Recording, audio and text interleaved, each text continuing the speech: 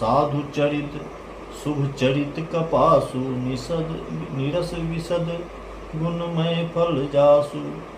जो सही दुख पर छिद्र दुरावा, वंदनीय जहि जग जस पावा।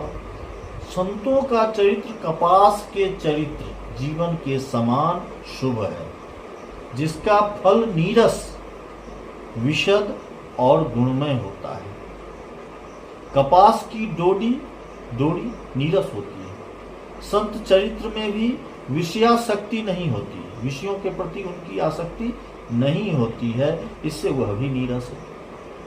कपास उज्जवल होता है, संत का हृदय भी अज्ञान और पाप रूपी अंधकार से रहित होता है, उज्जवल होता है, वह विशद है इसीलिए। और कपास के में गुण यानी तंतु होते हैं, इसी प्रकार संत का चरित्र भी सद्गुणों का भंडार होता है, इसलिए वह गुणमय है। जैसे कपास का धागा सुई के बिना हुए छेद को अपना तन देकर ढक देता है। सुई में जो छिद्र होता है वहां पर उसका तन नहीं होता है, वहां वह अपने आप को समर्पित करके उस सुई के छिद्र को ढक देता है। अथवा कपास जैसे लोढ़े जाने, काते जाने, बुने जाने का कष्ट सहकर भी वस्त्र के रूप में परिणत होकर और दूसरों के गोपनीय स्थानों को ढकता है, आवरण देता है, उसी प्रकार संत स्वयं दुख सहकर दूसरों के छिद्रों अर्थात दोषों को ढकते हैं, जिसके कारण संतों की जगत में वंदना होती है, जिसके कारण उसने जगत में वंदनीय यश प्राप्त किया।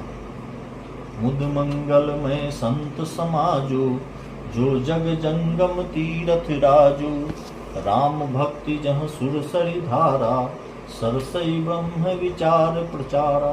संतों का समाज आनंद और कल्याणमय है, जो जगत में चलता फिरता तीर्थराज प्रयाग है, जहाँ अर्थात उस संत समागम रूपी प्रयागराज में राम भक्ति रूपी गंगा जी की धारा है और ब्रह्म विचार का प्रचार सरस्वती जी है। विधि निषेध में कलिमल हरनी, कर्म कथा रविनंदन वर्णी।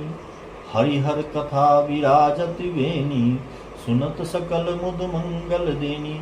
विधि और निषेध, विधि यह करो, निषेध यह नहीं करो।